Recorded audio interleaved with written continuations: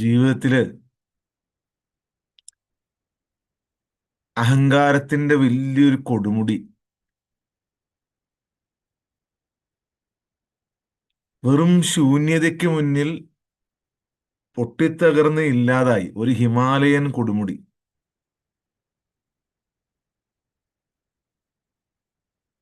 അതില്ലാതായപ്പോൾ ലഭിച്ച ആനന്ദത്തിൽ നിന്നാണ് ഹ്യൂമൻ ടെക്നോളജിയുടെ തുടക്കം.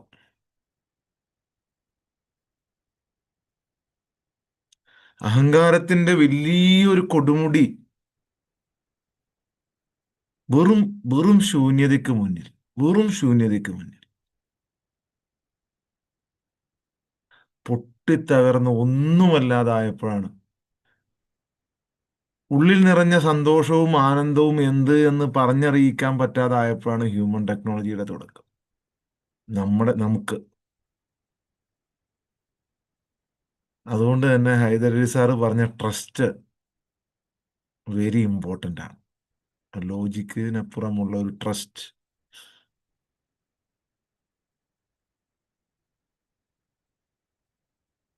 എനിക്കും ഒന്നും അറിയില്ല, നിങ്ങൾക്കും ഒന്നും അറിയില്ല.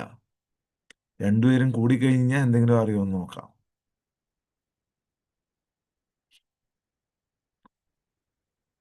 ഉം. ഇതൊരു സ്കിൽ ഡെവലപ്പിംഗ് മാത്രമാണ്. സ്കിൽ എന്ന് പറഞ്ഞാൽ എന്തിനുള്ള സ്കില്ലാണ്? മനസമാധാനം നേടി ജീവിക്കാൻ, സന്തോഷത്തോടെയും സമാധാനത്തോടെയും ജീവിക്കാനുള്ള ഒരു സ്കിൽ. അത് നമ്മൾ ഏതൊരു പണിയും പഠിച്ചെടുക്കുന്നത് പോലെ തന്നെയാണ് നമ്മൾ ഇതും പഠിച്ചെടുക്കുന്നത്. ഏതൊരു വർക്കും തൊഴിലും ഒരു തൊഴിൽ പോലെയാണ് ഇത് പഠിച്ചെടുക്കുക. എങ്ങനെയാണ് ഒരാൾ PhD നേടുന്നത്? അത് തുടർച്ചയായ അവരുടെ അധ്യാപകരിൽ നിന്നും അവരുടെ മുമ്പ് പഠിച്ചു വച്ചിട്ടുള്ളവരിൽ നിന്നും വളരെ അത് ഞാനിത് പഠിക്കൂല എന്ന് പറഞ്ഞാൽ PhD നേടാൻ പറ്റുമോ? പറ്റൂല.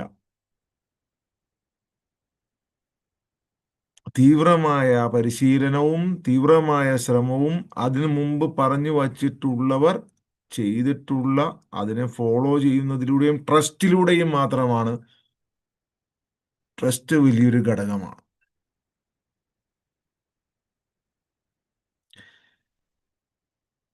ലോകത്തുള്ള സകല മനുഷ്യരും ഇന്ന് ഫോളോ ചെയ്യുന്ന സിസ്റ്റം പേഗൻ ആചാരങ്ങളെയാണ് എന്നാണ് നമ്മൾ കണ്ടെത്തുന്നത്.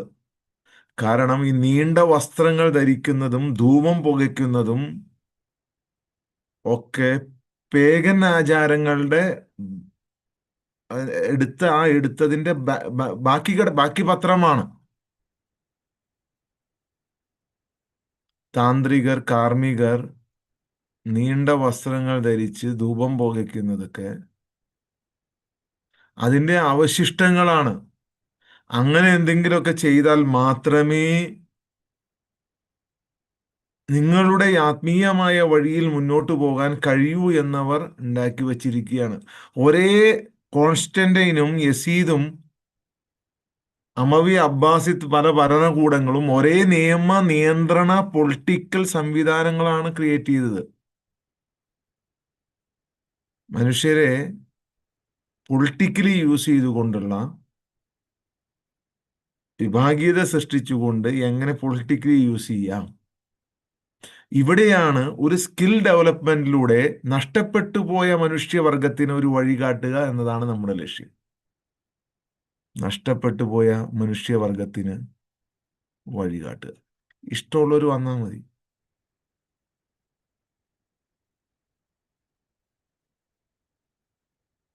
സ്വരാഷ്ട്രീയരും പേഗന്മാരും ഉണ്ടാക്കി വച്ച സിസ്റ്റം അത് തന്നെയാണ് എല്ലാവരും. കോൺസ്റ്റന്റൈൻ ആണെങ്കിലും ഫോളോ ചെയ്തത് ആ റൂള് നിയന്ത്രിക്കുക, റൂൾ ചെയ്യുക.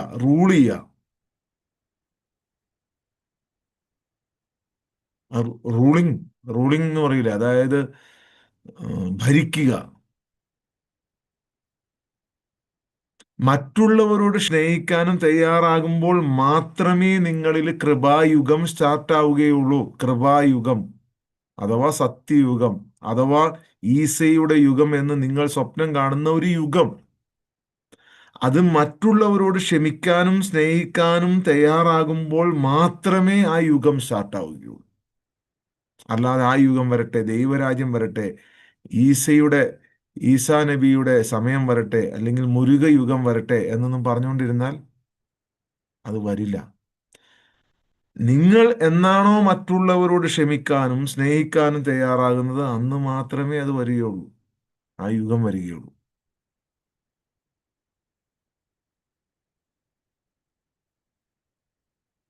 നിങ്ങൾ അതിനു വേണ്ടി എല്ലാ ദിവസവും ഒരു കണക്ഷൻ നിലനിർത്തുക എന്നുള്ളതാണ്.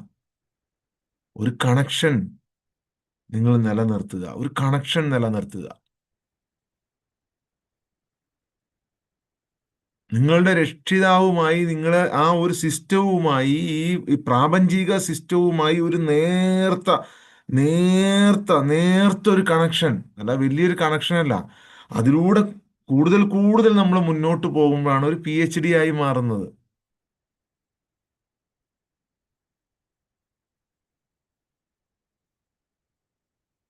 ഹിമാലയത്തിൽ വന്നു പോയ ഒരാളുണ്ട് 1000 വർഷങ്ങൾക്ക് മുമ്പ്.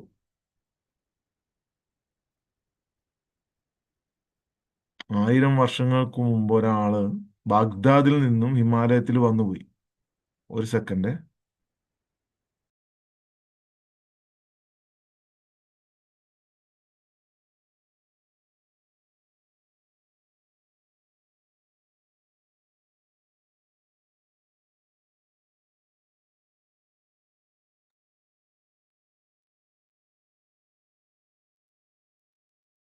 ഇദ്ദേഹം ഹിമാലയത്തിൽ വന്നു പോയി തിരിച്ചു പോയതിന് ശേഷം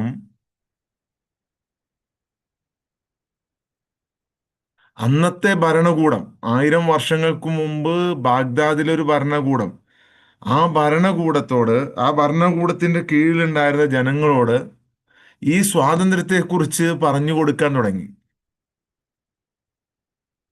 വലിയ ഒരു വിഭാഗം അദ്ദേഹത്തിന് ഫോളോവേഴ്സായി ഉണ്ടായി. അന്ന് ആ രാജ്യം ഭരിച്ചുകൊണ്ടിരുന്നത്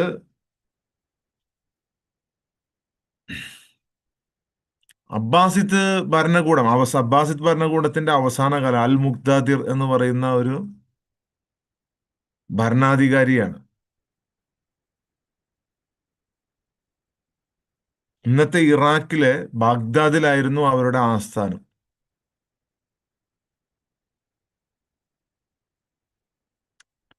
ഇദ്ദേഹം ഇങ്ങനെ നടന്ന് നടന്ന് നടന്ന് സത്യാന്വേഷിയായ ഒരു മനുഷ്യൻ നടന്ന് നടന്ന് നടന്ന് നടന്ന് ഹിമാലയത്തിലെത്തി.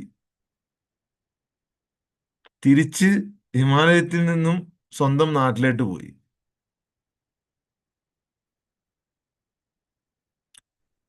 അവിടെ ചെന്ന് കഴിഞ്ഞപ്പോൾ ഇദ്ദേഹത്തിന് എന്തോ ഒരു പ്രത്യേക ശക്തിയുണ്ട് എന്ന് തോന്നിയ മനുഷ്യരെല്ലാം ഇദ്ദേഹത്തിനെ ഫോളോ ചെയ്യാൻ തുടങ്ങി.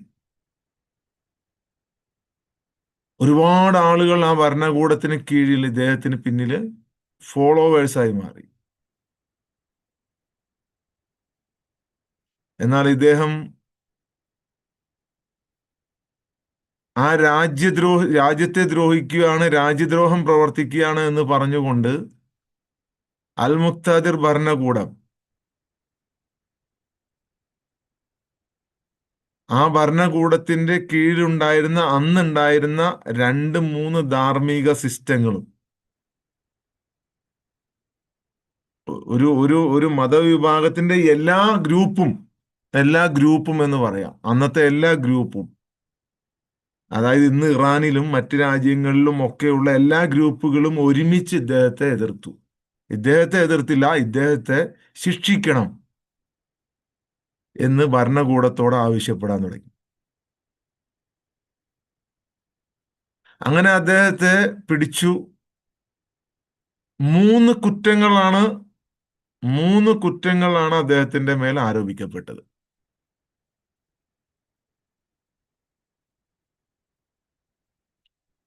ഈ മൂന്ന് കുറ്റങ്ങൾ നിങ്ങളിലുണ്ടോ എന്ന് നിങ്ങൾ പരിശോധിക്കുക. മൂന്ന് കുറ്റങ്ങളാണ് അദ്ദേഹത്തിന്റെ മേൽ ആരോപിക്കപ്പെട്ടത്. ഒന്നാമത്തെ കുറ്റം, ഇദ്ദേഹം പറഞ്ഞു ഞാനാണ് സത്യം എന്ന് പറഞ്ഞു എന്നുള്ളതാണ്. അഹം ബ്രഹ്മാസ്മി. അറബിയിലാണ് മൂപ്പര് പറഞ്ഞത്, അനൽ ഹക്ക്, ഞാനാണ് സത്യം എന്ന് അദ്ദേഹം പറഞ്ഞു. രണ്ടാമത്തത് കുറ്റം എന്ന് പറയുന്നത്, മനുഷ്യ ശരീരത്തിൽ ദൈവിക അസ്തിത്വം കുടികൊള്ളുന്നു. അതായത് തത്വമസി. മനുഷ്യ ശരീരത്തില് ദൈവിക അസ്തിത്വം കുടികൊള്ളുന്നു, തത്വമസി എന്ന് പറഞ്ഞു എന്നാണ്. മൂന്നാമതായി ഇദ്ദേഹത്തിൽ ആരോപിച്ച കുറ്റം, മക്കയിലൊന്നും പോണ്ട, എവിടെയാണോ ഒരാളുള്ളത് അവിടെയാണ് ദൈവികത എന്ന് പറഞ്ഞു എന്നതാണ്.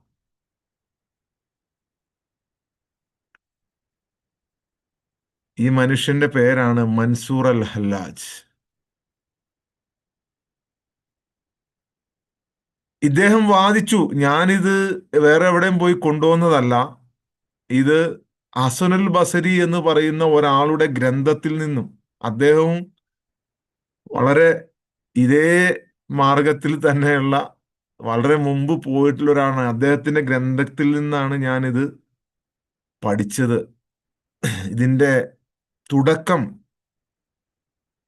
അതിൽ നിന്നായിരുന്നു, ഹസനുൽ ബസരിയുടെ ഗ്രന്ഥങ്ങളിൽ നിന്നായിരുന്നു എന്ന് വാദം ഭരണകൂടവും ഈ മതമേലധ്യക്ഷന്മാരും തള്ളിക്കളഞ്ഞു.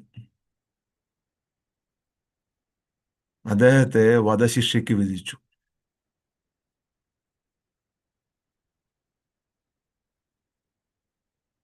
ആ വധശിക്ഷയ്ക്ക് വിധിച്ച വിധിപ്പകർപ്പിൽ ഒപ്പുവെക്കാൻ വേണ്ടി അദ്ദേഹത്തിന്റെ ഗുരുനാഥനായ ജുനൈദ് അൽ ബാഗ്ദാദിയോട് പറയുന്നുണ്ട്, ആവശ്യപ്പെടുന്നുണ്ട്.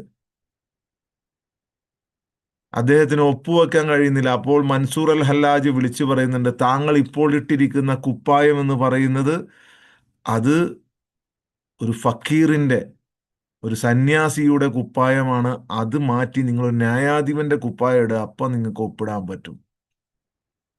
ന്യായാധിപന്റെ കുപ്പായം ഇട്ടുകൊണ്ട് ആ വധശിക്ഷയിൽ ഒപ്പുവെക്കുന്ന ജുനൈദുൽ ബാഗ്ദാദി പറയുന്നുണ്ട്, മൻസൂർ അൽ ഹല്ലാജും ഞാനും ഒന്ന് തന്നെയാണ്. പക്ഷേ എന്റെ ഭ്രാന്ത് എന്റെ ജീവൻ രക്ഷിച്ചു.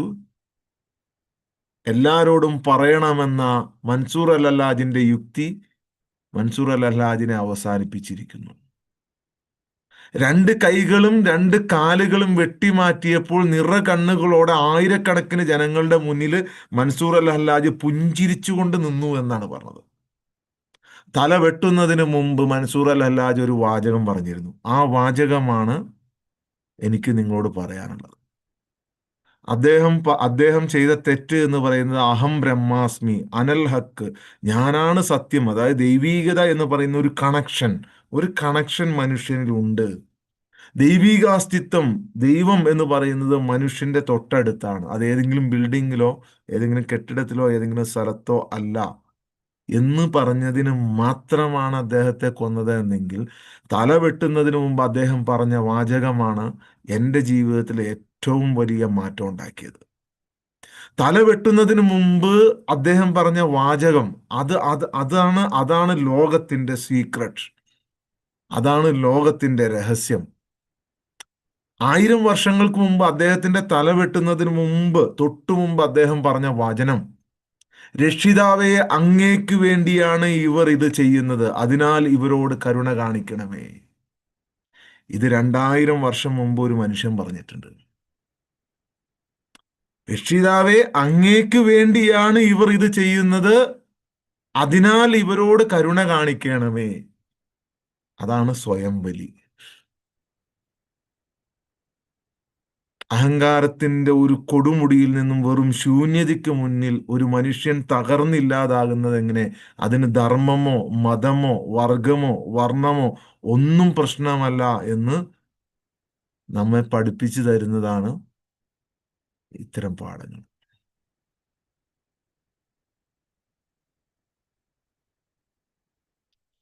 അനൽ ഹക്ക് എന്ന് പറഞ്ഞ്, ഞാനാണ് സത്യം എന്ന് പറഞ്ഞാൽ ഞാൻ ഇല്ലാതായി, ഞാൻ എന്ന ഈഗോ ഇല്ലാതായി, സത്യമായി മാറി എന്നാണ് അദ്ദേഹം പറഞ്ഞത്. ഇത് എത്ര വിശദീകരിച്ചിട്ടും അന്നത്തെ സമൂഹത്തിന് മനസ്സിലായില്ല.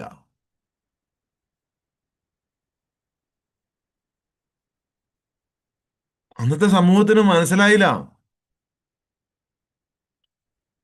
അനൽ ഹക്ക്, ഞാനാണ് സത്യം എന്ന് പറഞ്ഞാൽ ഞാൻ ഇല്ല, ഞാൻ എന്ന അഹങ്കാരം, അഹം ഇല്ലാതാകുമ്പോഴാണ് സത്യം ഉണ്ടാകുന്നത് എന്ന് പറഞ്ഞു കൊടുത്തിട്ട് അഹങ്കാരത്തെ ഇല്ലായ്മ ചെയ്യാൻ ആരും റെഡിയല്ലായിരുന്നു. വെറും ശൂന്യതയ്ക്ക് മുന്നിൽ ഈ അഹങ്കാരം എന്ന് പറയുന്ന കൊടുമുടി ഇല്ലാതായപ്പോൾ നിർവചിക്കാൻ കഴിയാത്ത ഒരു ആനന്ദം ഉണ്ടായി. നിർവചിക്കാൻ കഴിയാത്ത ഒരു ആനന്ദം, നിർവചിക്കാൻ പറഞ്ഞു മനസ്സിലാക്കി തരാൻ കഴിയാത്ത ഒരു ആനന്ദം. ആ ആനന്ദത്തിൽ നിന്നാണ് ഈ ഒരു സെഷന്റെ തുടക്കം. അതിനു മുമ്പ്, ഈ ആനന്ദത്തിന് മുമ്പ് ആഗ്രഹങ്ങൾ നിവർത്തിച്ച് കിട്ടണേ എന്ന പ്രാർത്ഥനയായിരുന്നു. പ്രാർത്ഥനയോട് പ്രാർത്ഥന. ഈ ആഗ്രഹം, ആ ആഗ്രഹം, ആ ആഗ്രഹം, അതായിരുന്നു പ്രാർത്ഥന എന്നാ വിചാരിച്ചുകൊണ്ടിരുന്നത്. അതായിരുന്നു അതുവരെ ഈ ഈ ഒരു ഈ ഒരു ഹ്യൂമൻ ടെക്നോളജിയുടെ ഈ ഒരു ആനന്ദം ലഭിക്കുന്നത് വരെ ഒരു പ്രാർത്ഥനയുടെ ലോകത്ത് നിന്നായിരുന്നു. നന്മകൾ എന്ന പ്രാർത്ഥനയുടെ ലോകത്ത്. നന്മ, എല്ലാവർക്കും, അവർക്ക് നന്മ കൊടുക്കണേ, ഇവർക്ക് നന്മ കൊടുക്കണേ, എനിക്ക് നന്മ കിട്ടണേ. ഏറ്റവും വലിയ കള്ളനാണ് ഈ നന്മ എന്ന് പിന്നീടാണ് മനസ്സിലായത്. ഏറ്റവും വലിയ കള്ളനാണ് ഈ നന്മ എന്ന് പിന്നീടാണ് മനസ്സിലായത്. നിങ്ങളും ഇന്ന് ആ ലോകത്തിലായിരിക്കും. തിന്മകളുടെ വികാരം പോലെ നന്മയുടെ വികാരവും ഭയങ്കര ഡേഞ്ചറാണ്. എന്നാൽ നന്മയുടെ വികാരങ്ങൾ പ്രശ്നമാണ് എന്ന് ആരും ചിന്തിക്കില്ല. ആഗ്രഹങ്ങൾ ഒളിച്ചു കടത്താനുള്ള ഒരു ഇടമാണ് നന്മബോധം. ആഗ്രഹങ്ങൾ ഒളിച്ച് കടത്താനുള്ള ഒരു ഇടമാണ് നന്മബോധം. ചിലർ പറയും, ഇതിനകത്ത് ഞാൻ ഇന്നൊരു കാര്യം കിട്ടുവാണെങ്കിൽ ഞാൻ ഇന്നത് ചെയ്യാമെന്ന് പറഞ്ഞിട്ടുണ്ട് കേട്ടോ. ഇന്നത് കിട്ടുവാണെങ്കിൽ, ഇപ്പോഴും പറയും മനുഷ്യർ, എനിക്ക് അത് കിട്ടുവാണെങ്കിൽ എന്നാൽ ഞാൻ നല്ല ഉഷാറായിട്ടിരിക്കാം. എൻ്റെ അസുഖം മാറുവാണെങ്കിൽ ഞാൻ എനിക്ക് പൈസ കിട്ടുവാണെങ്കിൽ ഞാൻ നല്ല നല്ല വിശ്വാസിയായിരിക്കും. എത്ര എത്ര ഈ നന്മ തിന്മകളുടെ ഈ പഴം, ഈ ആപ്പിൾ എന്ന് പറയുന്നത് ഭയങ്കര തന്ത്രശാലിയാണ്. ആഗ്രഹങ്ങളെ നമ്മളെ ഉള്ളിലേട്ട് ഒളിപ്പിച്ച് കടത്താനുള്ളതാണ് നന്മ. നിങ്ങൾ ഒരാളെ ശരിയാക്കാൻ ശ്രമിക്കുന്നത് എങ്ങനെയാണ് എന്ന് നോക്കിയാൽ മതി. നിങ്ങളുടെ കർമ്മങ്ങൾ കൊണ്ട്, ഉപദേശം കൊണ്ട്, ധർമ്മങ്ങൾ കൊണ്ട്. നിങ്ങളുടെ ഒരു കുട്ടി വഷളായി കഴിഞ്ഞ് കഴിഞ്ഞാൽ നിങ്ങൾ എങ്ങനെയാണ് ശരിയാക്കാൻ നോക്കാൻ നിങ്ങൾ ചിന്തിച്ചാൽ മതി. ഒന്നുമില്ലെങ്കിൽ നിങ്ങൾ ഉപദേശിക്കും, ഇല്ലെങ്കിൽ അടിക്കും, ഇല്ലെങ്കിൽ നിങ്ങളുടെ മതം പറഞ്ഞു കൊടുക്കും. അതായത് തിന്മയുടെ വികാരങ്ങളെ നശിപ്പിക്കുക എന്നതാണ് നന്മയുടെ പ്രത്യേകത, നന്മയുടെ വികാരങ്ങളുടെ പ്രത്യേകത. തെറ്റ് ചെയ്യുന്ന ഒരു കുട്ടിയെ അടിച്ച് ഉപദേശിച്ച് ധർമ്മം പറഞ്ഞ് തിരുത്താൻ ശ്രമിക്കുന്നു. അവിടെ യുദ്ധമാണ്. അതിനാൽ ഈ പരിപാടി ഒരു യുദ്ധമായി നിലനിൽക്കുകയും അത് സമൂഹത്തിലും വ്യക്തിപരമായും ഭയങ്കര പ്രശ്നങ്ങൾ സൃഷ്ടിക്കുകയും ചെയ്യും. ആ ഭയത്തിൽ നിന്നാണ് എല്ലാ പ്രശ്നങ്ങളും ഉണ്ടാകുന്നത്. നന്മ ചെയ്യണം, തിന്മയെ ഇല്ലാതാക്കണം എന്ന ഭയത്തിൽ നിന്ന്. നിങ്ങളൊരാളെ എങ്ങനെയാണ് നന്നാക്കുക? ഒന്നുമില്ലെങ്കിൽ ഉപദേശിക്കും. ഉപദേശം, ആർക്കിഷ്ടമാണ് ഉപദേശം? തല്ലൽ, ആർക്കിഷ്ടമാണ് തല്ലൽ? ഇനി ഇതൊന്നും കിട്ടിയില്ലെങ്കിൽ ധർമ്മം ഭയന്ന് ഭയപ്പെടുത്തും, നരകം പറഞ്ഞ് ഭയപ്പെടുത്തും. ആർക്കിഷ്ടമാണ് നരകത്തെ?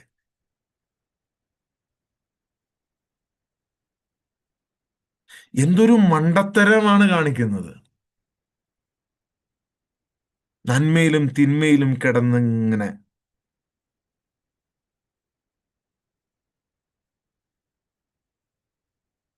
ഉടനെ നമ്മുടെ ഉള്ളിലുണ്ടാവും, ഇനി നന്മ ചെയ്യണ്ടേ എന്നാ ചോദിക്കണത്. ഞാൻ പറയുന്നത് എന്ത്, നിങ്ങൾ മനസ്സിലാക്കുന്നത് എന്ത്?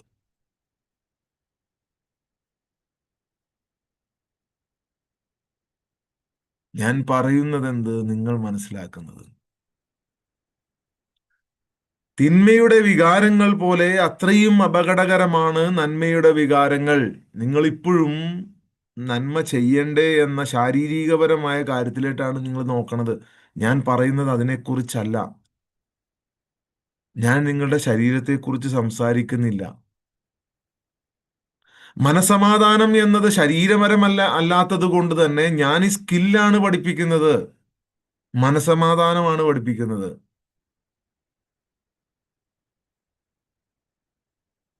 ഉദാഹരണത്തിന്, ഒരാളുടെ വിശ്വാസത്തിന് വേറൊരാൾ എതിരാണ് എന്നുണ്ടെങ്കിൽ ആ എതിര് നിൽക്കുന്ന ആളെ ഇല്ലാതാക്കണം. അല്ലെങ്കിൽ ആ വിശ്വാസം ഇല്ലാതാക്കുന്ന ഒരു രാജ്യത്തെ യുദ്ധം ചെയ്ത് ഇല്ലാതാക്കണം. അത് സമൂഹപരമായ നന്മ അവർ ചെയ്യുന്നത് ശരിയല്ല, അതുകൊണ്ട് അവരെ അടിച്ച അവിടെയാണ് ഭീകരവാദം ഉണ്ടാകുന്നത്. അവർ ചെയ്യുന്നൊന്നും ശരിയല്ല, അവൻ ചെയ്യുന്നത് ശരിയല്ല, അവനെ ഒന്നും അല്ലെങ്കിൽ ഉപദേശിച്ചില്ലാതാക്കണം, ഇല്ലെങ്കിൽ ഭീഷണിപ്പെടുത്തി ഇല്ലാതാക്കണം, ഇല്ലെങ്കിൽ അടിച്ചില്ലാതാക്കണം. അതല്ലേ മനുഷ്യൻ ചെയ്യണത്? നന്മയാണല്ലോ അവിടെ ചെയ്യണത്. അപ്പൊ എന്തിനാണ് ചോദിച്ചത്? നിങ്ങളുടെ നന്മ ഉദ്ദേശിച്ചാണ് മക്കളെ. മക്കളെ ചോദിക്കുകയാണെങ്കിൽ എന്തിനാ, എന്തിനാ അച്ഛാ എന്നെ തല്ലണതെന്ന് വെച്ച് കഴിഞ്ഞാൽ നിന്റെ നന്മ നന്മ ഉദ്ദേശിച്ചാണ് അത്രേ. സമൂഹത്തിന്റെ കണ്ടീഷനിങ് എന്ന് പറയുന്നത് ആയിരക്കണക്കിന് പതിനായിരക്കണക്കിന് വർഷങ്ങൾക്ക് മുമ്പ് തുടങ്ങിയതാണ്. അതിനെ പൊട്ടിച്ചെറിയുക എന്ന് പറയുന്നത് അത്ര സിമ്പിളൊന്നുമല്ല, അത്ര ഈസി ഒന്നുമല്ല അത്. ഞാൻ ഒരാളുടെ പണം വേണ്ട ജീവിക്കാൻ എന്നൊരു കാര്യത്തെ കുറിച്ച് പറഞ്ഞ് ബോധ്യപ്പെടുത്തി എല്ലാം മനസ്സിലാക്കി അയാൾ ഒരു മാസം അതിനെക്കുറിച്ച് ഗവേഷണം നടത്തി പിന്നീട് വന്നിട്ട് പറഞ്ഞു, ശരിയാണ് എസ് എം, എല്ലാം ശരിയാണ് നിങ്ങൾ പറഞ്ഞത്, പണം വേണ്ട ജീവിക്കുക, എനിക്ക് മനസ്സിലായി, എല്ലാം മനസ്സിലായി. പക്ഷെ എനിക്കൊരു സംശയമുണ്ട്. എന്താണ് സംശയം? എൻ്റെ വീട്ടിൽ ആരെങ്കിലും ഒരു ബർത്ത്ഡേ വന്നു, അല്ലെങ്കിൽ ഒരു ആവശ്യം വന്നു, ഞാൻ അവർക്കൊരു ഗിഫ്റ്റ് വാങ്ങി കൊടുക്കണം. അപ്പോൾ എനിക്ക് ഞാൻ പണിയെടുത്തല്ലാത്തൊരു പൈസ ഇൻകം എൻ്റെ കയ്യിൽ വരുന്നുണ്ടാവും, എനിക്ക് ഭക്ഷണം വരുന്നുണ്ടാവും, എല്ലാം വരുന്നുണ്ടാവും, പൈസയും വരുന്നുണ്ടാവും എന്ന് എനിക്കറിയാം. ഞാൻ അത് വാങ്ങിക്കൊടുക്കുമ്പോൾ ഞാൻ പണിയെടുത്തതല്ലല്ലോ എന്ന ഒരു കുറ്റബോധം എൻ്റെ ഉള്ളിലുണ്ടാവില്ലേ? അല്ലെങ്കിൽ ഒരു വിഷമം എനിക്ക് ഉണ്ടാവുന്നുണ്ടല്ലോ. അതെന്തുകൊണ്ടാണ്? അതാണ് നിങ്ങളുടെ കണ്ടീഷനിങ്. അത് വാങ്ങിക്കൊടുത്താലേ അല്ലെങ്കിൽ അത് ചെയ്താലേ നിങ്ങളെ അവിടെ പരിഗണിക്കുകയുള്ളൂ. നിങ്ങൾ വലിയ കാറിൽ ചെന്നിറങ്ങിയാലേ, നിങ്ങൾ വലിയ ഗിഫ്റ്റുമായി ചെന്നിറങ്ങിയാലേ അവർ നിങ്ങളെ പരിഗണിക്കുകയുള്ളൂ എന്ന ഈ സമൂഹത്തിന്റെ നന്മയിൽ അധിഷ്ഠിതമായ കണ്ടീഷനിങ്.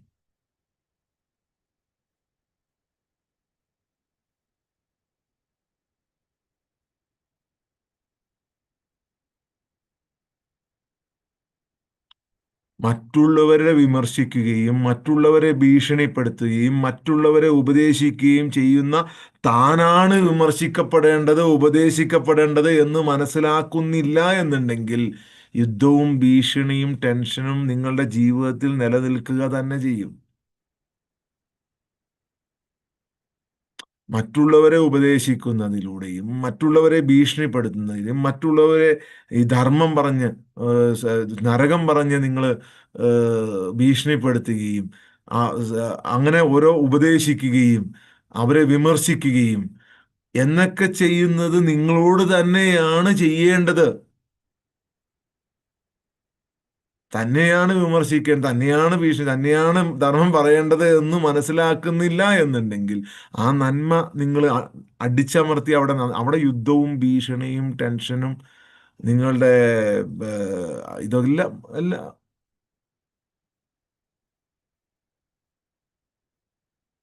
മറ്റുള്ളവരെ ഉപദേശിക്കുകയും വിമർശിക്കുകയും അവനെ ശരിയാക്കണമെന്ന് വിചാരിക്കുന്ന ഒരാൾ നന്മയുള്ളവൻ എന്നാണ് ധരിച്ചിരിക്കുന്നത്.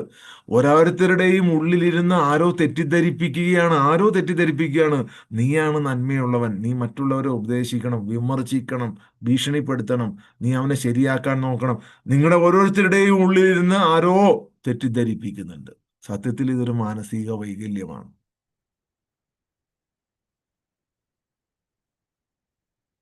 ഞാൻ ഇടപെടണം, ഞാൻ ശരിയാക്കണം, ഞാൻ വേണം അത് ചെയ്യാൻ, ഞാൻ പറഞ്ഞു കൊടുക്കണം, ഞാൻ വേണം ഒരാളെ നന്മയുള്ള വേറെ ഒരു ഐഡിയോളജി ഒരാൾ കൊണ്ടുവന്നു കഴിഞ്ഞാൽ ഈ ഐഡിയോളജി ഒന്നും ശരിയല്ല, നീ പറഞ്ഞതൊന്നും ശരിയല്ല, നീ ചതിയനാണ്, വഞ്ചകനാണ്.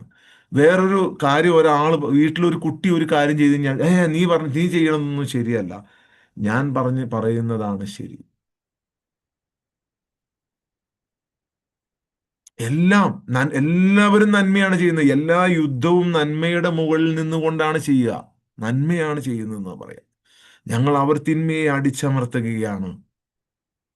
നിങ്ങളൊരു കുട്ടിയെ ശരിയാക്കുമ്പോൾ കുട്ടി ചോദിക്കുകയാണെങ്കിൽ എന്തിനാണ് നിങ്ങൾ ഇങ്ങനെ പ്രഷർ ചെയ്യുന്നതെന്ന് വെച്ച് കഴിഞ്ഞാൽ നിന്റെ നന്മയ്ക്ക് വേണ്ടിയാണ്.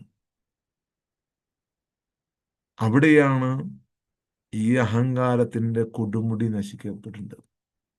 ഇത് എങ്ങനെ ഫീൽ ചെയ്യുമെന്ന് ചോദിച്ചു കഴിഞ്ഞാൽ, മൈസൂർ പാക്ക് കഴിച്ചിട്ടുണ്ടോ നിങ്ങൾ? മൈസൂർ പാക്ക്, മൈസൂർ പാക്ക് എന്ന് പറഞ്ഞ ഒരു സ്വീറ്റ് ആണ്, കഴിച്ചിട്ടുണ്ടോ നിങ്ങൾ?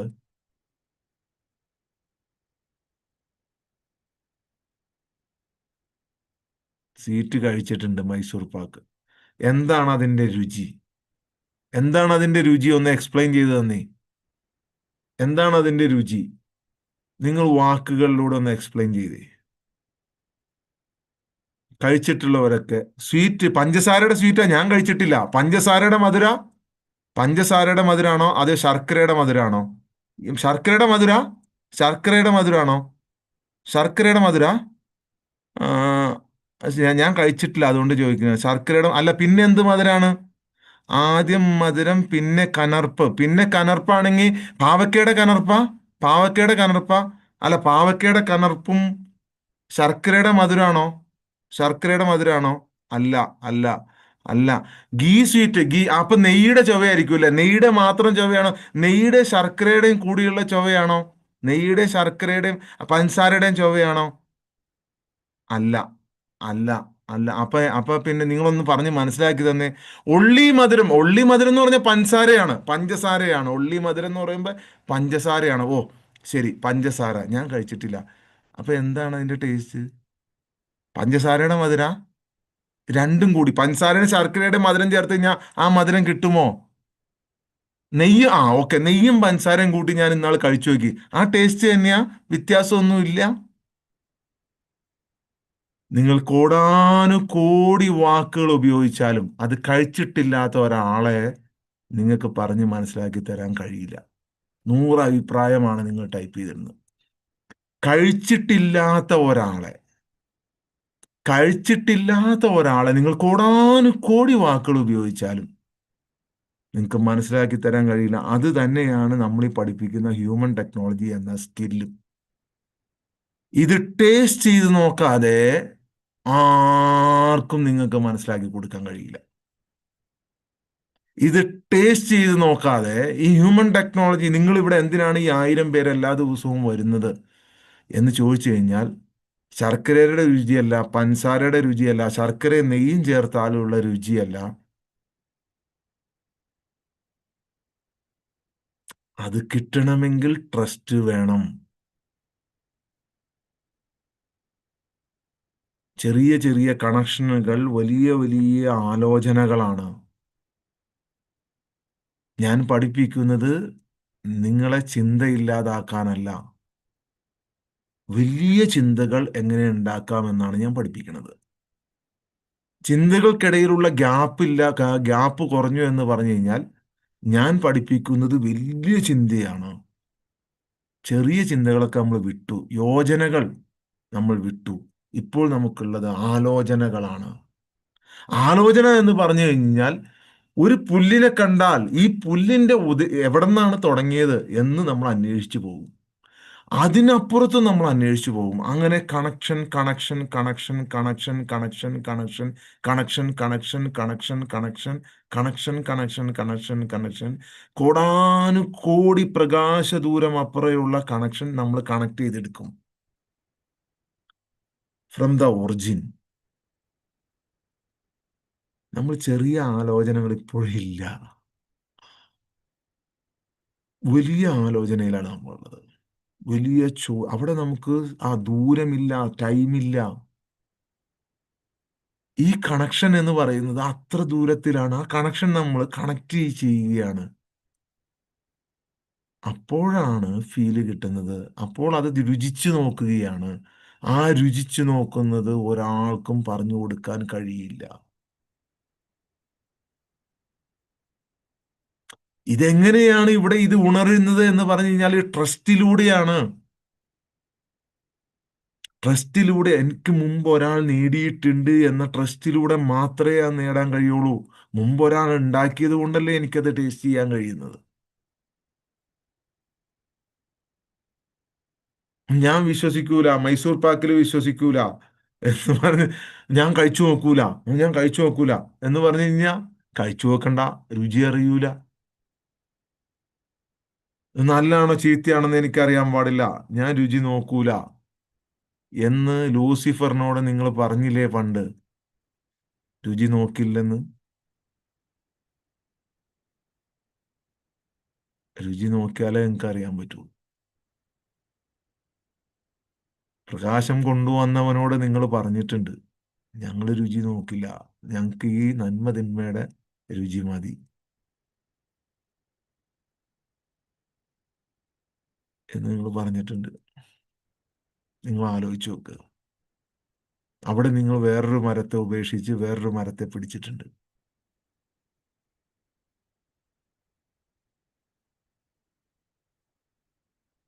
നിങ്ങൾ വിശ്വസിക്കുന്നതൊന്നുമല്ല സത്യം. അതിന്റെ പിന്നിൽ ഇനിയും ഒരുപാട് ദുരൂഹതകൾ ഒളിഞ്ഞിരിക്കുന്നുണ്ട്. ഇതെല്ലാം കഴിയുമ്പോൾ തീർത്തും മോശമായ ചിലർ നല്ലതായി മാറും. എല്ലാം നന്മയാണ് എന്ന് നിങ്ങൾക്ക് മനസ്സിലാവും. മൻസൂർ അൽ ഹല്ലാജ് പറഞ്ഞത് നിങ്ങളിപ്പോൾ ടൈപ്പ് ചെയ്തിട്ടതാണ്, ഇബ്ലീസാണ് ആദ്യത്തെ ഏകദൈവ വിശ്വാസി എന്ന്.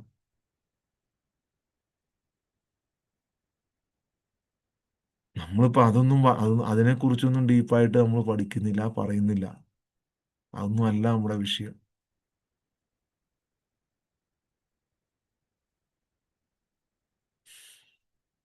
രുചിച്ചു നോക്കുക, കണക്ഷൻ രുചിച്ചു നോക്കുക. ഈ കണക്ഷൻ യാദൃശ്ചികമായി വരുന്നതല്ല, ഒരിക്കലും യാദൃശ്ചികമായി വരുന്നതല്ല. ഇത് ക്രമരഹിതമല്ല. ഒരു ഉണർവും ക്രമരഹിതമല്ല. ചിലർ നിശബ്ദതയിലൂടെ, ചിലർ കഷ്ടപ്പാടിലൂടെ, ചിലർ ഭക്തിയിലൂടെ, ചിലർ ഒരു ഞെട്ടലിലൂടെ, ചിലർ ഒരു ദേഷ്യത്തിലൂടെ എങ്ങനെയൊക്കെയോ ഉണരുകയാണ്. അത് നിങ്ങളുടെ കർമ്മങ്ങളുടെ ആ വിരിഞ്ഞു വരവാണ്.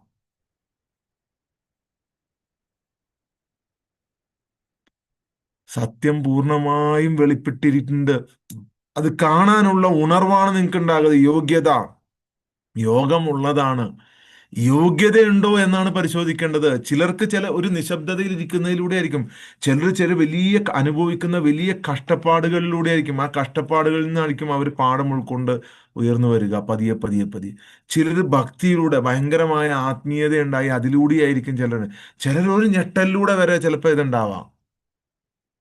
ഒരു ഉണർവും ക്രമരഹിതമല്ല. നിയമങ്ങളുണ്ട്, ലോസ് ഉണ്ട്, നാച്ചുറൽ ലോസ് ഉണ്ട്. ഭൂമിയിൽ വന്നാൽ ഒരു ഗ്രാവിറ്റി ഉണ്ട്. യാന്ത്രികമല്ലത്, ബുദ്ധിപരമാണ്. നിങ്ങൾ യന്ത്രം വച്ചിട്ട് കണ്ടുപിടിക്കാൻ ശ്രമിക്കുകയാണ്. നിങ്ങൾ എപ്പോഴും യന്ത്രത്തിലാണ് നിങ്ങൾ ഡിപ്പെൻഡ് ചെയ്യുന്നത്. ശാസ്ത്രത്തെ, യന്ത്രത്തെയാണ് നിങ്ങൾ ഡിപ്പെൻഡ് ചെയ്യുന്നത്. കാരണം ആ ഒരു എഡ്യൂക്കേഷൻ സിസ്റ്റമാണ് നിങ്ങളെ. അത് നിങ്ങളുടെ തെറ്റല്ല. അത് നിങ്ങളുടെ ഹൃദയം തുറക്കുമ്പോൾ രൂപപ്പെടുന്ന സൂക്ഷ്മ പ്രവാഹങ്ങളിലൂടെയാണ് ഇതുണ്ടാകുന്നത്. സൂക്ഷ്മ പ്രവാഹങ്ങളുടെ ഉണർവ് ഒരിക്കലും ആകസ്മികമായി പ്രവർത്തിക്കുന്നതല്ല. ആകസ്മികമായി അത് ആകസ്മികമായിട്ട് ഓട്ടോമാറ്റിക്കലി ഉണർവുണ്ടായി വരുന്നതാണ്, ഒരു യന്ത്രമായി പ്രവർത്തിക്കുന്നതല്ല. അതൊരു ബുദ്ധിശക്തി കൊണ്ട് യന്ത്രത്തിന് ഉണ്ടാകുന്നതല്ല. എല്ലാ പുരാതനമായ ഉപനിഷത്ത് ഋഷിമാര് മുതൽ സൂഫി സന്യാസിമാർ മുതൽ വിശുദ്ധന്മാര് വരെയുള്ള ചിന്തകർ ഈ മിസ്റ്റീരിയസ് ആയ വഴിയിലൂടെ നടന്നിട്ടുള്ള ചിന്തകരെല്ലാം തന്നെ ഉണർവ് എന്ന് പറയുന്നത് മറഞ്ഞിരിക്കുന്ന ഒരു ക്രമത്തിനനുസരിച്ച് വികസിച്ചു വരുന്നതാണ്. നാച്ചുറലായി ഒരു ഒരു ഒരു വിത്ത് മുളച്ചു വരുന്നത് പോലെ മറഞ്ഞിരിക്കുന്ന ഒരു ക്രമത്തിനനുസരിച്ച് വികസിച്ചു വരുന്നതാണ്.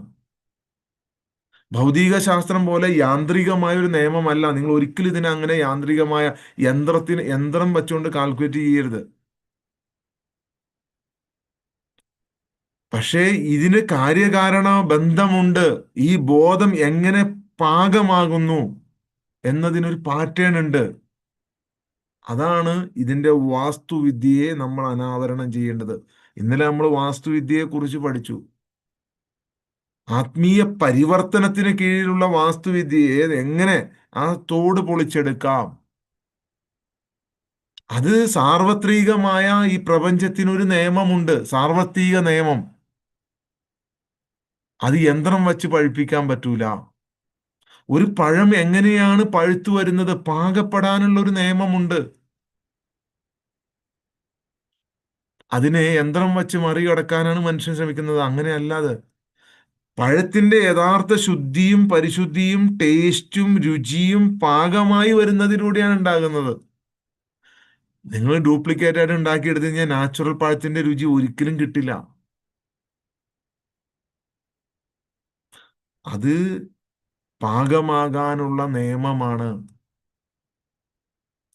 അതുപോലെ തന്നെ ശുദ്ധീകരണത്തിന്റെ ലോ ഉണ്ട്. ശുദ്ധീകരണത്തിന്റെ ലോ, മനസ്സിനെ ശുദ്ധീകരിക്കുക. മനസ്സ് ശുദ്ധീകരിച്ചാൽ മാത്രമേ ഇത് ഇറങ്ങി വരുള്ളൂ. പ്യൂരിഫിക്കേഷൻ ഒരു ലോ ഉണ്ട്. അതുപോലെ തന്നെ കൃപയുടെ ഒരു ലോ ഉണ്ട്. കൃപ, നിങ്ങൾ ചെയ്യുന്ന കർമ്മത്തിനനുസരിച്ച് നിങ്ങൾക്ക് വരുന്ന ഗ്രേസ്, ആ ഗ്രേസിന് ഒരു നിയമമുണ്ട്. അത് നാച്ചുറലായി വരുന്നതാണ്.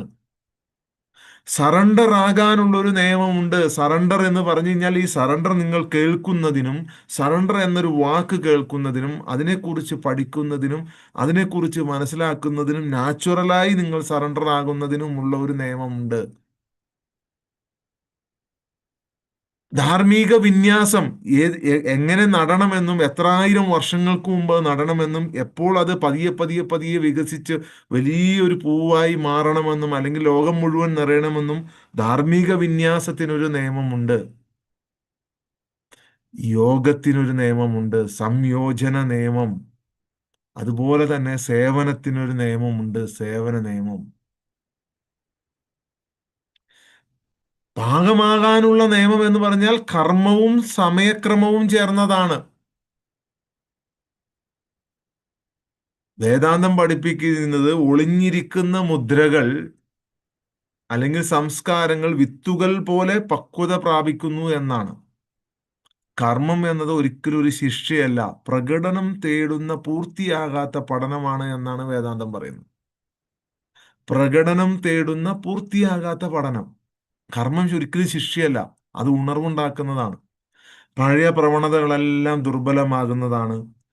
നമ്മുടെ പുതിയ അപ്ഡേഷൻ വരുന്നതാണ്. അന്വേഷണം നമ്മളെ തീവ്രമാക്കുന്നതാണ്. പുതിയ കുട്ടികളിലെ, പുതിയ യങ് ജനറേഷനിലൊക്കെ അവര് ആരാണ്, എന്തിനാണ് വന്നത്, എന്തിനാണ് ഭൂമിയിലെത്തി, അതിന്റെ അന്വേഷണം തീവ്രമാക്കുന്നതാണ്.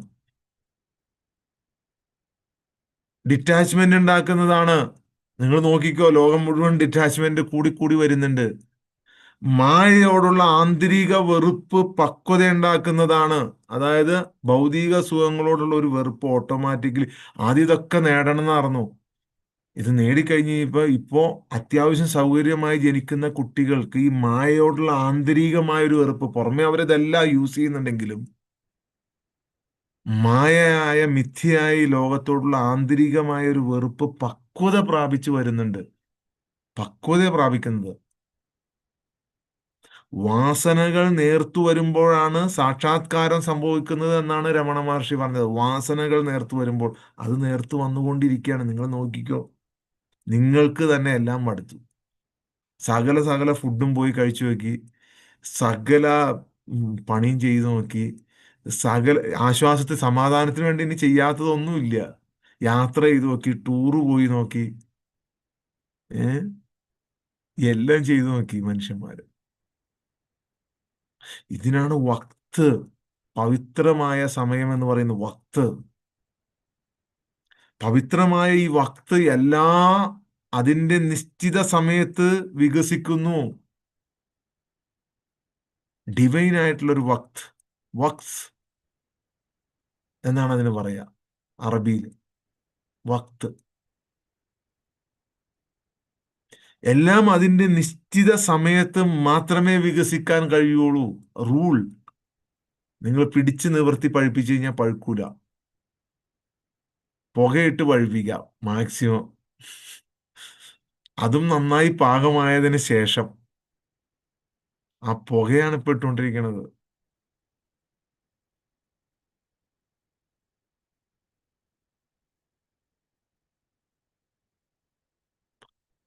നിന്നിൽ വിശ്രമിക്കുന്നവരെ, നിന്നിൽ വിശ്രമിക്കുന്നത് വരെ എൻ്റെ ഹൃദയം അസ്വസ്ഥമായിരുന്നു. നിന്നിൽ വിശ്രമിക്കുന്നത് വരെ എൻ്റെ ഹൃദയം അസ്വസ്ഥമായിരുന്നു എന്ന് സെന്റ് അഗസ്റ്റിൻ പറഞ്ഞാണ്. നിന്നിൽ വിശ്രമിക്കുന്നത് വരെ എൻ്റെ ഹൃദയം പഴുത്തിട്ടില്ല. പക്വത എന്നത് കൃപായോഗത്തിനുള്ള യുഗത്തിനുള്ള ഒരുക്കമാണ്. നിങ്ങൾക്ക് പക്വതയായി. നിന്നിൽ വിശ്രമിക്കുന്നത് വരെ എൻ്റെ ഹൃദയം അസ്വസ്ഥമായിരുന്നു എന്ന് പറഞ്ഞത്. നിങ്ങൾ നിങ്ങൾ ഈ വിശ്രമിക്കുന്നത് വരെ നിങ്ങളുടെ ഹൃദയം അസ്വസ്ഥമായിരുന്നു. പക്വത എന്നത് കൃപായുഗത്തിനുള്ള ഒരുക്കമാണ്. ശുദ്ധീകരണ നിയമമുണ്ട്. ശുദ്ധീകരണ നിയമം, റൂൾ ഓഫ് പ്യൂരിഫിക്കേഷൻ. അത് പാത്രം ശൂന്യമാക്കലാണ്. എല്ലാം ലോജിക്കും വിടലാണ്. പാത്രം ശൂന്യമാക്കണം. സകല ധർമ്മങ്ങളും സകല പാരമ്പര്യങ്ങളും ഒരു മനുഷ്യനെ നിർബന്ധിച്ചു കൊണ്ടിരിക്കുന്നത് വെളിച്ചം സ്ഥിരപ്പെടണമെങ്കിൽ ഹൃദയം ശുദ്ധീകരിക്കണം, പാത്രം ശുദ്ധമാകണം, പാത്രം ശൂന്യമാകണം. ചിത്തശുദ്ധി എന്ന് പറഞ്ഞു കഴിഞ്ഞാൽ പുരാതന ഋഷിമാരും മഹർഷിമാരും സന്യാസി വര്യന്മാരും പറഞ്ഞ ചിത്തശുദ്ധി, അത് മനസ്സിനെ ശുദ്ധീകരിക്കുക എന്നുള്ളതാണ്. കർമ്മത്തിലൂടെ, ഭക്തിയിലൂടെ, ആത്മാന്വേഷണത്തിലൂടെ നിങ്ങൾ, ഉപനിഷത്തുകളിൽ പറഞ്ഞ എന്താ? കർമ്മയോഗത്തിലൂടെ, ഭക്തിയിലൂടെ, ആത്മാന്വേഷണത്തിലൂടെ നിങ്ങൾ നിങ്ങളുടെ ചിത്തത്തെ ശുദ്ധീകരിക്കാനാണ് പറഞ്ഞത്. മനസ്സിനെ ശുദ്ധീകരിക്കാൻ. മനസ്സിനെ ശുദ്ധീകരിക്കുക എന്ന് പറഞ്ഞാൽ ലോജിക്ക് വിടുക എന്നുള്ളതാണ്. മനസ്സിനകത്തുള്ള കുപ്പയും വേസ്റ്റും അതും ഇതും എല്ലാമാണ് മനസ്സിൽ നിറഞ്ഞിരിക്കുന്നത്. അതിനെ ഉപേക്ഷിക്കുക എന്നുള്ളതാണ്. സൂഫികൾ പറഞ്ഞ തസ്കിയത്തൽ നഫ്സ് എന്താണ്? തസ്കിയത്തൽ നഫ്സ് എന്താണ് അവർ പറഞ്ഞത്?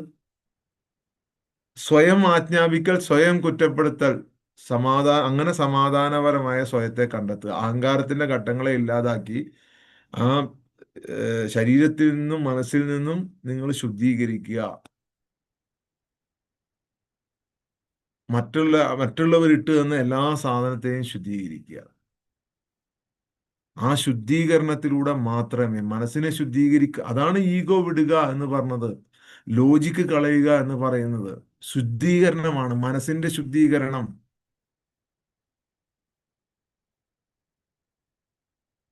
വിനയം എന്ന് പറയുന്നത് നിങ്ങള് കപട മുഖം മൂടിയിലൂടെ ഉണ്ടാക്കേണ്ടതല്ല.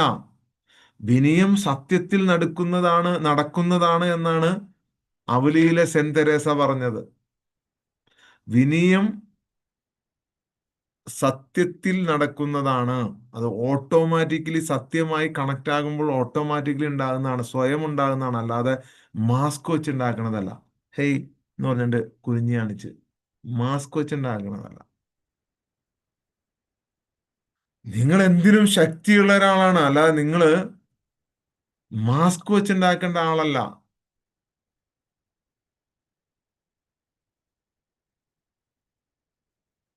നിങ്ങൾ നിവർന്നു നിൽക്കുക, നിങ്ങളുടെ സ്വാതന്ത്ര്യം നേടുക എന്നതല്ല അഹങ്കാരം. നിങ്ങൾക്ക് ആരോ ഇട്ട് തന്നതിനെ ശുദ്ധീകരിക്കാതിരുന്ന് അതാണ് സത്യം എന്ന് പറഞ്ഞ് വാദിക്കുന്നതാണ് അഹങ്കാരം. അതാണ് സത്യം എന്ന് പറഞ്ഞ് വാദിക്കുന്നതാണ് അഹങ്കാരം. ഇവിടെ ഒരു വാദവും ഇല്ല. ഇത് ശരിയാണ് എന്നൊരു നിർബന്ധവും നമ്മൾ പറയുന്നില്ല. ചൂസ് ബെറ്റർ ഓപ്ഷൻ, അത് മാത്രമേ നമ്മൾ പറഞ്ഞോളൂ. അത് ഏതും എടുക്കാം നിങ്ങൾക്ക്. കൃപയുടെ നിയമം എന്താണ്? ഇന്ന് എല്ലായിടത്തും നിങ്ങൾക്ക് കിട്ടുന്നത് മാസ്ക് വച്ചുകൊണ്ട് നിങ്ങൾക്ക് ടോപ്പ് ആവാനുള്ളതാണ്. അഫർമേഷൻ, വിഷ്വലൈസേഷൻ, മാനിഫെസ്റ്റേഷൻ തുടങ്ങിയ പുതിയ ടെക്നിക്കുകളിലൂടെ നിങ്ങൾക്ക് നൽകുന്നത് മാസ്ക് വച്ചുകൊണ്ട് വലുതാവാനുള്ള ട്രെയിനിങ് ആണ്. മാസ്ക് വെച്ചുകൊണ്ട് വന്നിറങ്ങുക, മാസ്ക് വെച്ചുകൊണ്ട് നിങ്ങൾ അത് പ്രകടിപ്പിക്കുക, മാസ്ക് വെച്ചുകൊണ്ട് ദൂരം കൽപ്പിക്കുക, മാസ്ക് വെച്ചുകൊണ്ട് നീ ജീവിക്കുക, നീ മത്സരിച്ച് ഒന്നാമനാവുക. എല്ലായിടത്തും. ഇനി കൃപയുടെ നിയമം എന്താണ്? ഗ്രേസിന്റെ നിയമം. കാരണമില്ലാത്തൊരു കാരണമാണത്.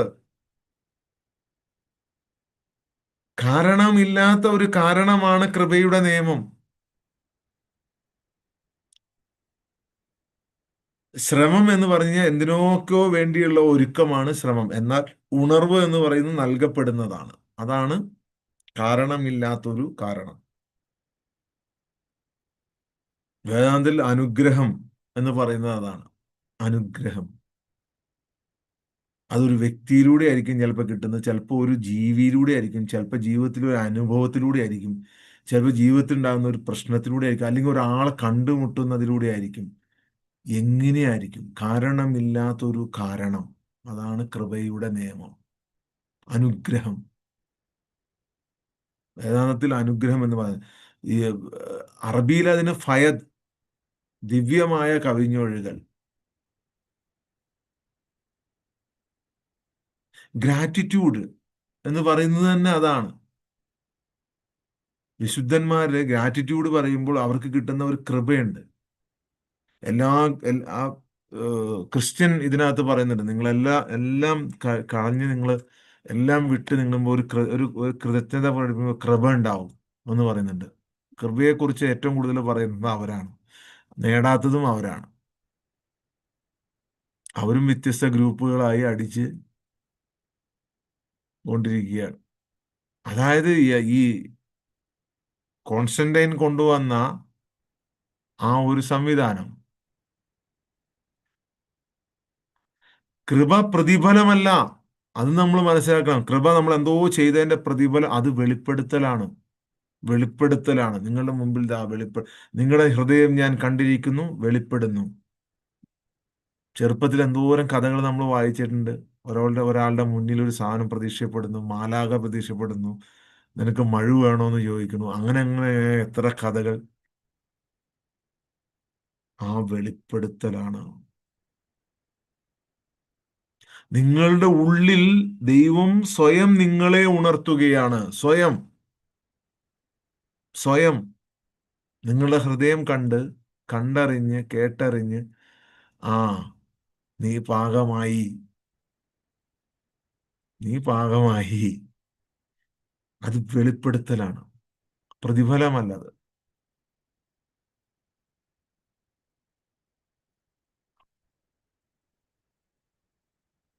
അതൊരു നിയമമാണ്. റൂൾ. കൃപയുടെ നിയമം, ഗ്രേസിന്റെ നിയമം. പെട്ടെന്ന് ഒരാൾ സമ്പന്നനാവണം നിങ്ങൾ കണ്ടിട്ടില്ലേ? അതാ സമ്പത്തിന്റെ ഒരു കൃപയാണത്. അതിനേക്കാൾ വലിയൊരു കൃപയാണ് ആത്മാവിനുള്ള ഒരു കൃപ. എന്തോരം കോടി ഉണ്ടായിട്ട് എന്ത് കാര്യം, മനസമാധാനം ഇല്ലെങ്കിൽ? അപ്പൊ മനസമാധാനത്തിന്റെ ഒരു കൃപയുണ്ട്. ഗ്രേസ്. നിങ്ങൾ എപ്പോഴാണ് തയ്യാറായത്? ഞാൻ തയ്യാറായി എന്ന് പറയുമ്പോൾ, ശരിയാണ്, ഒരാൾ തയ്യാറായിട്ടുണ്ട്. ആ തയ്യാറാകുമ്പോൾ അവൻ ഓട്ടോമാറ്റിക്കായി ലഭിക്കുന്ന ഒരു വെളിപ്പെടുത്തലുണ്ട്. തയ്യാറാകലിൽ നിന്നാണ് ഗ്രേസ് ഉണ്ടാകുന്നത്. നിങ്ങൾ എന്നോട് ഒരു ചാണടുത്താൽ ഞാൻ നിങ്ങളിലേക്ക് ഒരു മുഴം അടുക്കും. നിങ്ങൾ എന്നിലേക്ക് നടന്നെടുത്താൽ ഞാൻ നിങ്ങളിലേക്ക് ഓടിയെടുക്കും. അതാണ് ഗ്രേസ്.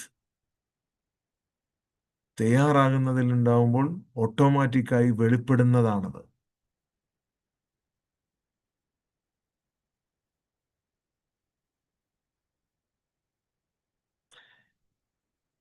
കീഴടങ്ങൽ നിയമമുണ്ട്. കീഴടങ്ങൽ നിയമം അത് മഹാ തകർച്ചയാണ്. Surrender rule. Surrender rule. നിങ്ങളാകുന്ന കൊടുമുടി പൊടിഞ്ഞില്ലാതാകുന്ന, ധൂളികളാകുന്ന നിമിഷമാണ്. നിങ്ങളൊരു വലിയ കൊടുമുടിയാണ്. നിങ്ങളിങ്ങനെ മഹാമേരു പോലെ ഇങ്ങനെ നിൽക്കുക. നിങ്ങളുടെ അഹങ്കാരം മഹാ തകർച്ചയാണത്. ഭയങ്കര വേദനയുള്ളതാണത്. അഹങ്കാരത്തിന് അവസാന കവാടം കടക്കാൻ കഴിയില്ല. അഹങ്കാരത്തിന്റെ ഒരു അംശമുണ്ടെങ്കിൽ അവസാന കവാടം കടക്കാൻ കഴിയില്ല. അഹങ്കാരത്തിന് ഒരിക്കലും അവസാന കവാടം കടക്കാൻ കഴിയില്ല. കാരണം അത് കംപ്ലീറ്റ്ലി പ്രൂഫാണ്. ഡസ്റ്റ് പ്രൂഫാണ്. ഡസ്റ്റ് അങ്ങോട്ട് കടന്നു പോവില്ല. നിങ്ങൾ ഇംഗ്ലീഷ് സിനിമകളിലൊക്കെ കണ്ടിട്ടില്ലേ? കാണാ കാണാത്ത ഒരു ഒരു മതിൽ, ഒരു റേ ഉള്ള മതിൽ, അതിലെ പൊടി പോലും കടന്നു പോകില്ല. പൊടിയും കത്തിപ്പോലേ കടന്നു പോകുള്ളൂ. റേ മാത്രമേ കടന്നു പോകുള്ളൂ.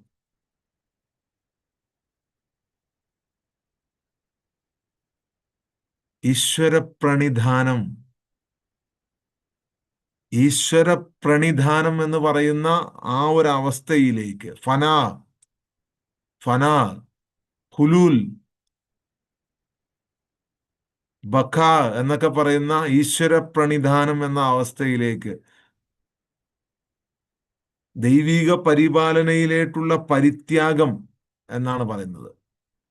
കുരിശിന്റെ അല്ല, യോഹന്നാൻ പറഞ്ഞു ആത്മാവ് അറിയാതെ കടന്നു പോകണം. അറിയാതെ എങ്ങനെ കടന്നു പോവാ? അറിയാതെ കടന്നു പോകണമെങ്കിൽ കനമില്ലാതായി മാറണം. കനം, വെയിറ്റ് ഇല്ല, വെയിറ്റ്ലെസ് ആവണം. അഹങ്കാരം വെയിറ്റാണ്. ഹൃദയത്തിലെ ഭാരം അഹങ്കാരമാണ്. അഹങ്കാരത്തിന് അവസാന കവാടം കടക്കാൻ കഴിയില്ല. ആ വലിയൊരു മലയാണ് നിൽക്കുന്നത്. ആ മല ഇടിഞ്ഞു പൊളിഞ്ഞങ്ങ് പോകണം, വെറും ശൂന്യതയ്ക്ക് മുന്നിൽ. വെറും ശൂന്യത അപ്പുറം നിൽക്കുന്നു, ഇപ്പുറം വലിയൊരു മല നിൽക്കുകയാണ്. ആ ശൂന്യത നിങ്ങൾ താണ്ടാൻ ശ്രമിക്കുകയാണ്. മലയായ ശൂന്യത താണ്ടാൻ പറ്റൂല. അതാണ് റൂൾ ഓഫ് സറണ്ടർ. സമർപ്പണം എന്നത് ബലഹീനതയല്ല, അത് ചെറുത്തുനിൽപ്പിന്റെ അവസാനമാണ്. ഈ പ്രപഞ്ചത്തിന്റെ ആ കുത്തൊഴുക്കുണ്ടല്ലോ, ഫാസ്റ്റ് ആയിട്ടുള്ള യാത്ര, ആ യാത്രയിൽ ബലം പിടിച്ചിട്ട് ഇങ്ങനെ നിൽക്കണല്ലേ, ആ ബലം പിടിച്ച് നിൽക്കുന്നതിന്റെ അവസാനമാണ്. ഞാൻ ഈ യാത്ര എന്നൊക്കെ പറയുമ്പോൾ നിങ്ങൾ റോഡും കാറും ഒക്കെ വച്ച് അതിൽ തന്നെ ഇരിക്കുകയാണ് എന്നുണ്ടെങ്കിൽ ഒന്നും ഇതിൽ നിന്ന് കിട്ടില്ല കേട്ടോ. ഒന്നും കിട്ടില്ല ഇതിൽ നിന്ന്. PhD ക്ലാസ് നഴ്സറി കുട്ടിക്ക് എടുക്കും പോലെ മനസ്സിലാവുള്ളൂ കേട്ടോ. അതിനെന്നെ കുറ്റം പറഞ്ഞിട്ട് കാര്യമില്ല. അതിനെന്നെ കുറ്റം പറഞ്ഞിട്ട് ഒരു കാര്യമില്ല. നിങ്ങൾ ഈ ക്ലാസ്സിൽ ഇരിക്കേണ്ട ആളല്ല, നിങ്ങൾ ബലം പിടിക്കുവാണ്. എന്നെ ഈ ക്ലാസ്സിൽ ഇരുത്തണം, എന്നെ ഈ ക്ലാസ്സിൽ ഇരുത്തണം. പറ്റില്ല. ഞാൻ എന്ത് ചെയ്യാനാണ്? ഒന്നാം ക്ലാസ്സിൽ പഠിക്കുന്ന കുട്ടി പറയാണ് എനിക്ക് പറ്റൂല ഈ ഒന്നിലിരിക്കാൻ, എന്നെ ഇപ്പൊ തന്നെ ഡോക്ടറാക്കാൻ കൊണ്ടുപോയി ചേർക്കണം എന്ന് പറയുമ്പോഴാണ് അത് നടക്കില്ല.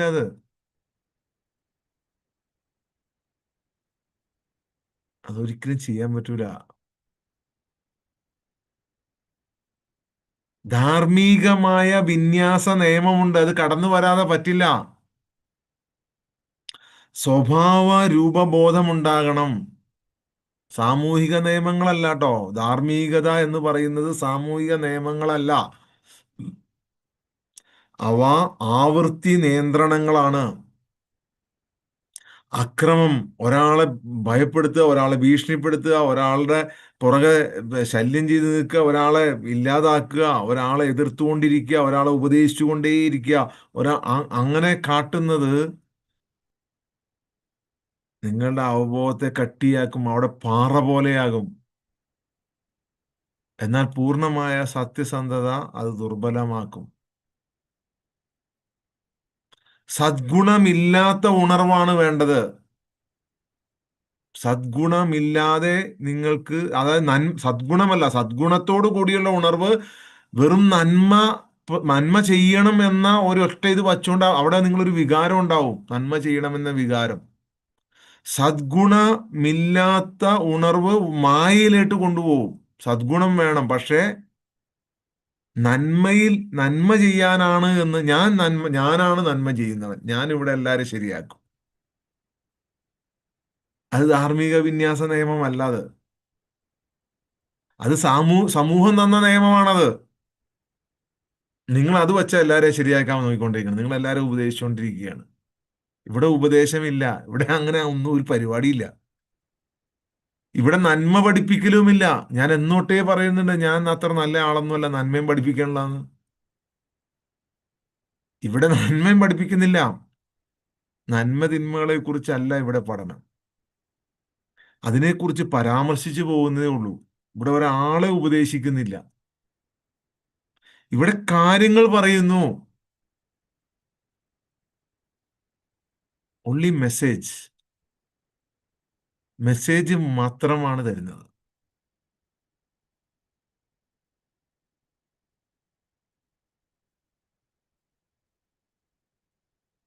സദ്ഗുണമില്ലാത്ത ഉണർവ് മായയിലേക്ക് വഴുതി വീഴും. അത് ശരിക്കും നിങ്ങൾ ആവർത്തിയെയാണ് നിയന്ത്രിക്കേണ്ടത്. ആവർത്തിയെ, ലൂപ്പിനെ, അതാണ് ചെയ്യേണ്ടത്. അതാണ് ധാർമ്മിക ധാർമ്മിക വിന്യാസ നിയമം എന്ന് പറയുന്നത്. ഈ ആവൃത്തി കട്ട് ചെയ്യണം, ഈ ചുരുളി കട്ട് ചെയ്യണം, ഈ ലൂപ്പ് കട്ട് ചെയ്ത് പുറത്തു വരണം. ആ ലൂപ്പ് പെട്ടെന്ന് കട്ട് ചെയ്യാൻ പറ്റൂല. ആ ലൂപ്പിൽ ഒന്നാം ക്ലാസ് ഇരുന്നുകൊണ്ട് ഒരിക്കലും കട്ട് ചെയ്യാൻ പറ്റില്ല. നഴ്സറി ക്ലാസ്സിൽ ഇരുന്നുകൊണ്ട് കട്ട് ചെയ്യാൻ പറ്റില്ല. കുറച്ചുകൂടി മുന്നോട്ട് വരണം. ഇല്ലെങ്കിൽ നിങ്ങൾ അവിടെ തന്നെ നിന്ന് കളിക്കുള്ളൂ. എത്ര നാൾ നിങ്ങൾ ഇത് പറയും? എത്ര കാലം പറയും? ഇതാണെങ്കിൽ ഏറെ മുന്നോട്ട് പോയിക്കൊണ്ടിരിക്കുകയാണ്.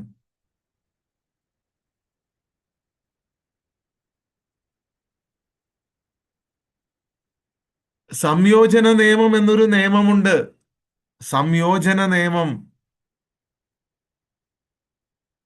മനഃശാസ്ത്രപരമായ ഒരു സ്ഥിരതയാണ്. ജീവിതത്തിലുണ്ടായ സകല ആഘാതങ്ങളും സകല പ്രശ്നങ്ങളും പ്രോസസ്സ് ചെയ്യണം, പ്രോസസ്സ് ചെയ്യണം. സകല നാഡീ വ്യവസ്ഥയുടെയും നിയന്ത്രണം ഉണ്ടാകണം.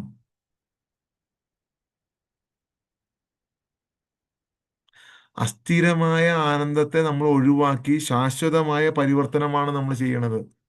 അസ്ഥിരമായ ആനന്ദമായിരുന്നു ഇത്ര നാൾ നമ്മൾ പ്രോസസ് ചെയ്തുകൊണ്ടിരുന്നത്. നമുക്കൊരു സംഭവം ഉണ്ടായി ഉടനെ നമ്മൾ ഫുൾ ഡൗൺ ആയി, പിന്നെ മാസങ്ങളോളം അതിന്റെ വിഷമം, അത് അല്ലെങ്കിൽ വർഷങ്ങളോളം അതിന്റെ വിഷമം. അത് അസ്ഥിരമായ ആനന്ദമായിരുന്നു. ഇടയ്ക്ക് കിട്ടിയിരുന്ന ആനന്ദം. അസ്ഥിരമായ ആനന്ദത്തെ നമ്മൾ ഒഴിവാക്കുക. നമുക്ക് വേണ്ട ആനന്ദം അതിങ്ങനെ അതിന്റെ കൂടെ നടക്കുമ്പോൾ നടന്നോട്ടെ.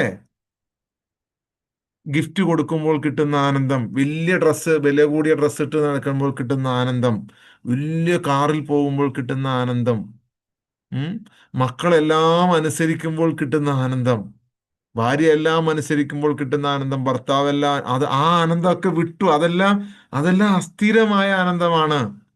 അവരനുസരിക്കാതെ വരുമ്പോ വിഷമം ഉണ്ടാവും.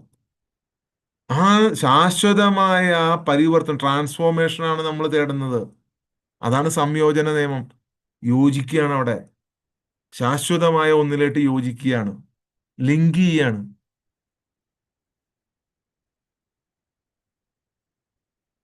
ശാശ്വതമായ ഒരു ഇതിലേക്ക് നമ്മൾ ലിങ്ക് ചെയ്യാണ്.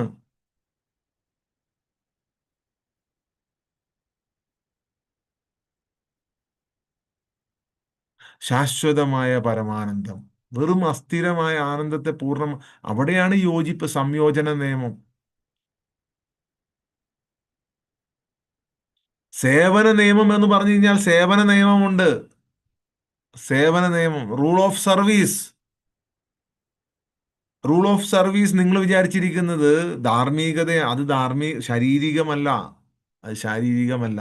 പ്രകാശം സ്നേഹമായി തിരിച്ചു വരുന്ന, അതാണ് നിങ്ങളിപ്പോൾ അനുഭവിച്ചുകൊണ്ടിരിക്കുന്നത്.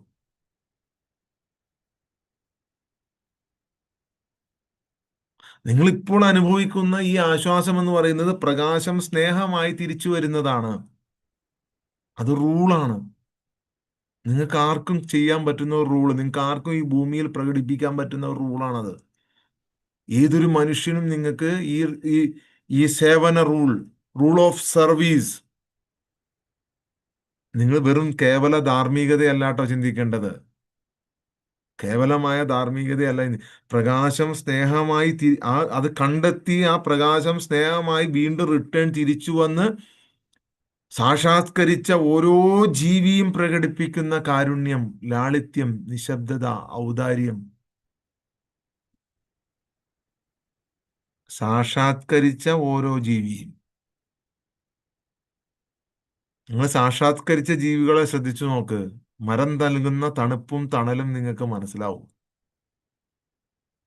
സൂര്യൻ പ്രകാശിപ്പിക്കുന്ന വെളിച്ചത്തിന്റെ പവർ നിങ്ങൾക്ക് മനസ്സിലാവും. ചന്ദ്രൻ പ്രകടിപ്പിക്കുന്ന പ്രകാശത്തിന്റെ ഊഷ്മളത നിങ്ങൾക്ക് മനസ്സിലാവും. അത് നിങ്ങൾക്ക് മനസ്സിലാക്ക്. Trust me, trust me. ഒന്ന് വിശ്വസിച്ചു നോക്ക്. ഒരു സാധാരണ മനുഷ്യനെ ഒന്ന് വിശ്വസിച്ചു നോക്ക്. ഞാൻ ദൈവോ ഒന്നുമല്ല.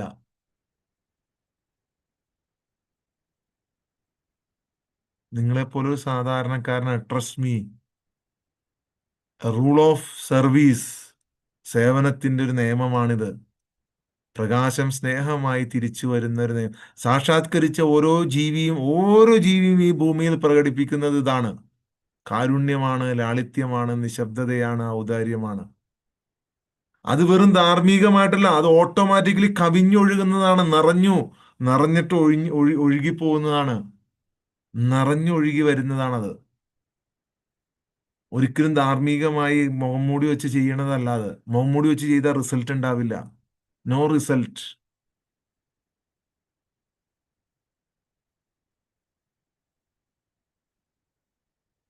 അത് കവിഞ്ഞൊഴുകുന്നതാണ്. നിങ്ങൾ ഓരോരുത്തരിലും കവിഞ്ഞൊഴുകണം എന്നാണ് ഞാൻ പറഞ്ഞത്. എല്ലാവരും എല്ലാരെയും ട്രസ്റ്റ് ചെയ്യണം.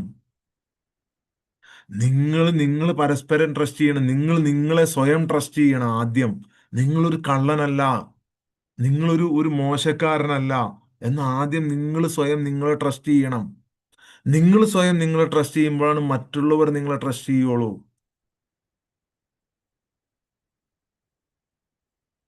എനിക്ക് വിമർശിക്കുന്നവരോടും പറയാനുള്ളത് അതാണ്. നിങ്ങൾ ആദ്യം നിങ്ങളെ ട്രസ്റ്റ് ചെയ്യണം. മറ്റുള്ളവരുടെ ഉപദേശിക്കാനും നിയന്ത്രിക്കാനും അവനെ നന്നാക്കാനും നടക്കല്ലേ. നിങ്ങളുടെ മൊത്തം ജീവിതത്തിൽ അതിൽ മാറ്റങ്ങൾ ഉണ്ടാവും. ഭക്ഷണത്തില്, ശരീരത്തില്, സന്തോഷത്തില്, സമാധാനത്തില്, എല്ലാം വിട്.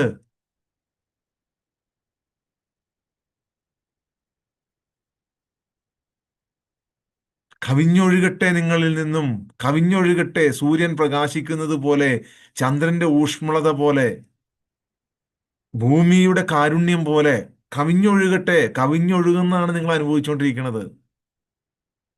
ഈ ഭൂമിയിൽ നിങ്ങൾ നേടുന്ന എല്ലാ സുഖങ്ങളും കവിഞ്ഞൊഴുകുന്നതാണ്. അത് നിങ്ങളിൽ നിന്നും കവിഞ്ഞൊഴുകട്ടെ. നിങ്ങൾ സാക്ഷാത്കരിച്ച് നിങ്ങൾ സ്വയം പ്രകാശിപ്പിക്കൂ എന്നാണ് ഞാൻ പറഞ്ഞത്.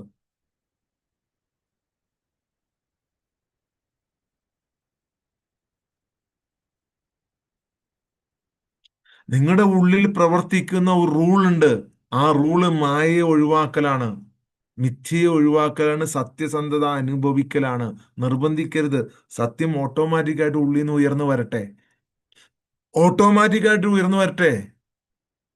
നിങ്ങൾ നിങ്ങളോട് സ്വയം ചോദിക്ക്, ഏത് റൂളാണ് ഇപ്പോൾ എന്നിൽ പ്രവർത്തിച്ചു കൊണ്ടിരിക്കുന്നത്? നിങ്ങളുടെ ഉള്ളിലുള്ള സത്യസന്ധത നിങ്ങളൊന്ന് ഫീൽ ചെയ്ത് നോക്കി, അനുഭവിച്ചു നോക്കി. നിങ്ങൾ അതിനു വേണ്ടി നിർബന്ധിക്കരുത്. സത്യം ഓട്ടോമാറ്റിക്കായിട്ട് നിങ്ങളിൽ നിന്ന് ഉയർന്നു വരുന്നുണ്ട്. നിങ്ങളത് ഫീൽ ചെയ്ത് നോക്കുക. അതാണ് നിങ്ങൾ ചെയ്യേണ്ടത്.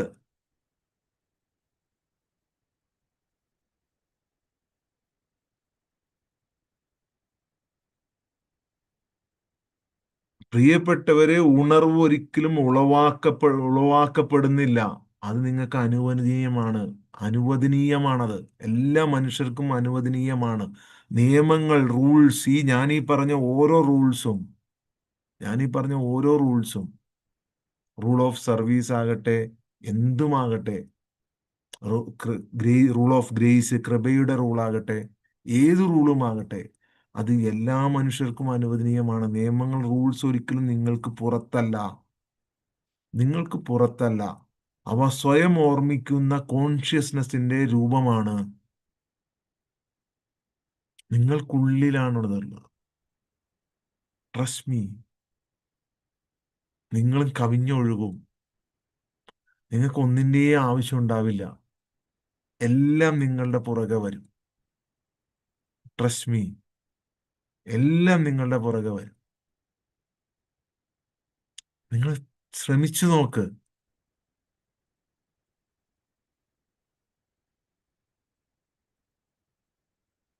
ജസ്റ്റ് ഒരു ശ്രമം മാത്രം നടത്തി നോക്ക്.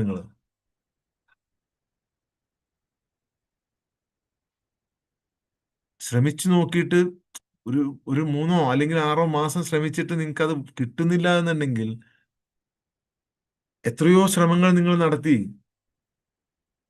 ഈ ശ്രമം പാഴാകില്ല.